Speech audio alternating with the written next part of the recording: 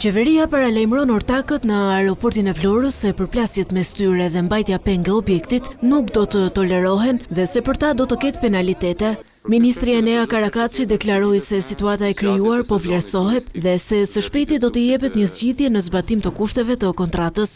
Aeroporti nuk është akoma operacional, ku klauzolat e kontratës parashikojnë së pari vendosjen e penaliteteve, për të cilat patjetër Ministria në varësi të gjithë vonesave përkatëse dhe në bazë të kushteve të kontratës do vijojë me përcaktimin e tyre.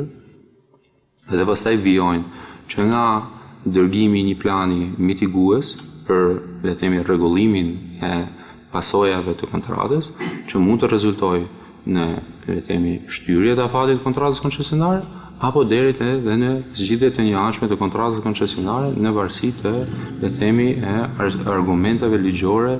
Gjatë një konference me gazetarët, Karakaçi u ndal edhe te rruga Milot Balltren, duke njoftuar se fituesi i tenderit do të shpallet brenda javës së parë të qershorit për t'i hapur rrugën më pas projektit që do të shfrynte trafikun drejt veriut. Ajo çfarë unë mund të them është po, është një procedurë koncesioni e hapur, jemi në fazën e vlerësimit të ofertave. Në dijenin time komisioni është në fazën përmbyllëse dhe pritet që shumë shpejt brenda fundit të majit ose fillimit të qershorit ne të shpallim një fitues për rrugën Milot Balltren. Ajo çfarë është e rëndësishme të theksohet është po, rruga Milot Balltren do bëhet. Do jetë një rrugë kategorisë A, do ketë dhe rrugë alternative. Sa i takon trafikut që vijon në autostradën Tiranë-Durrës, pavarësisht zgjerimit të 6 kilometrave të parë, ministri u shpreh se projekti është në vijim, duke përfshirë edhe shembjen e mbikalimit të Rinasit. Ne dimë që është hinka që krijohet në mbikalimin e Rinasit. Ajo çfarë mund të them është që ne kemi kontratën në fuqi, që është duke u zbatuar dhe çdo qytetar kur kalon në rrugën Tiranë-Durrës mund ta shikojë vazhdimin e punimeve pas mbikalimit të Rinasit.